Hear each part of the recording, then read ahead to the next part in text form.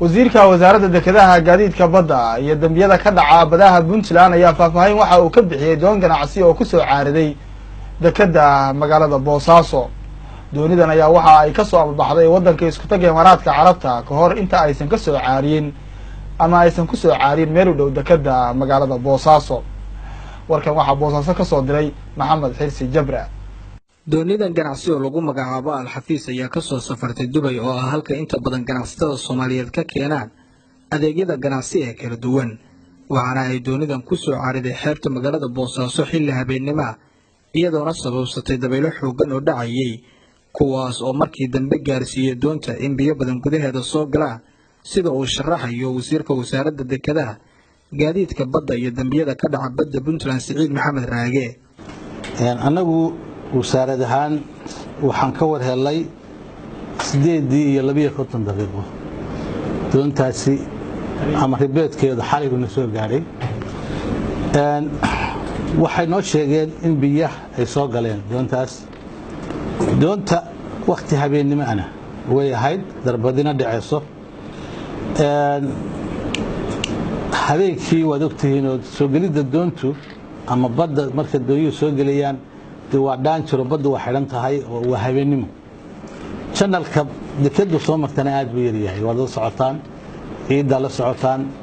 security-ga dekeda maaragtay ama waxyaabo badan baa jiro aan habeenkii haba yaraatee sharciyan loo ogolayn in dekeda ay soo galaan wax kastiba ha dhaceen annagu waxaan amar bixinay waxay doontaba ha dhacdee in doontii la soo geliyo dekeda aakhirkii يعني إن السوقليو أولدوي خسر هذا هيد حاسة شيء channel كأوير درتي وادركتان دونتي وكبح ذي channel كي وحين قاعد مش اللي يراهض عاربي هذا channel كقاعد بيريح يعني واحد دونته هنقول نقطه آخر كي ولو أدرس واحد هذانا وحنكو خصب لك بنيجي إن دونتي للصاحرة أما دتك ما ملكها ردتي خطر أي هيد مسؤوليadaas doontaas ku dhacday runtii anigu waxaan aaminsanahay waxa iska kabtanka markii kabtanku isaga mas'uulka ah gaadiidka uu wado iyo dadka iyo badacada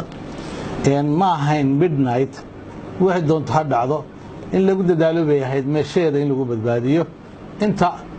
de waqtigu maaragtay uu imanayo. qaar ka mid ah ganacsatada ay u rareen doontan caariday ayaa dhankooda warbaahinta u sheegay in maamulka dekeda ku wargeliyeen goor dambe in doontan ku dhacayso dabaylo xoog leh balse suurtagal noqon weyday in doonta lagu soo xiro goobaha loo asteeyay maraakiibta iyo doonyaha ku soo xirta dekeda magaalada Boosaaso. xilli waxay ahayd 2 saac baduna way buuxday oo aad bay u buuxday dabaysha dibadda ka dhacaysana dabaylan caadi ahayn bay ahayd qolada tan anagu sirru lama joogo bilaa nimanka dekeda jooga waxay nagu la dacwoodeen inay doontu dekeda ku dagayso waxaan u sheegnay doontu hadda ka hor waxa jiray doonto badle tan bad ma balaayne dabayl bay ka cararaysay inay aan doonyaa soo galin jiray oo dajin jiray marka waxaan ku dajin jiray dekeda ku xiran jiray doontu iyadoo maaragtay badeeda mari kadha oo badda marayso safara baa waxa la saaraa motorada jaaraya oo waa wax caadi ah moogtay wallahi hantida aan hadda ma qiyaasi karo bilaa waxa saaran 7 milyan ka yar ma saaro waayo shirkadaha Boosaaso oo dhan bay u rantay ilaa Xamar ilaa Hargeysa shirkadaha dalka oo dhan bay u rantay waana 1800 tan waa doon weyn hantida inta leeg bayna sidaa wax ka badbaaday doontii ma jiro waad u jeedaan meel taala ilaa imika wax ka badbaadana ma jiro hantida iyadii waxa weeye si caariyso inta jidhay oo la leeyahay war doontii waxa weeye cilad baa jidha aynan hal badbaadiyana meeshii laga rabay inay safety gareeyaan oo wixii lagu safety gareyn la soo bilaayeen waxa la yiriyay dekeda in kaga dhacaari maxaa ku muuqata marka mas'uuliyad darra meeshaas oo kama muuqato annagu waxaan u aragnaa xoolahaas inay yihiin xoolo aan wax daran laga lahayn saasaan aaminsanahay haddaanu nahay dadkii xoolaha lahaa dadkii ganacsatada waa xoolaha ummadoo dhan bayna u rarantahay dad fara badan bay u raran yihiin xoolahaas waa arrintaas sida ay tahay anagu sababta noocaas cabashada noocaas noo muuqata. wasiir Raage oo ka jawaabaya eedda ganacsatada ayaa tilmaamay inaysan jirin wax diidmo iyo farsamo xumo dhankooda ka timi balse doonidan oo tankeedu yahay 1500 u caariday qoraal eebe tan ah ku xigeenka ninka maamulada dekeda amarku bixiyay ku xigeenka ana soo kiciyay amar baan siiyay tag baan meesha kama celin wuxuu celiyay mali harbar bastarkii waa jooga waa nin Soomaaliya ma celin amar soo kuma lahayn suuliyada mostly anaga lahayn waan la hadlay qolada Dubay joogta way ogolaadeen oo way joogan dadkii way ogolaadeen waxa weeye time-ka la ogolaaday iyo time-ka doonta caariday dadku kama warhayaan qolada dekada joogtay iyo qolada doontu iskama warhayn waxay strange ku noqotay markabkii meesha ku caariyay ayaa shaqaalaha iyaga soo sheegeen doonta ka hadlaysa already waa caari baa marka waxay ahayd koosidad sidiisa u dhacay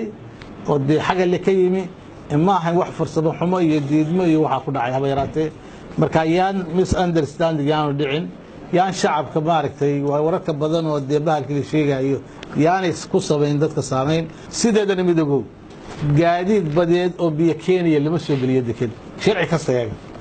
legally ya gaadiid badeed oo gaadiid badda ku socda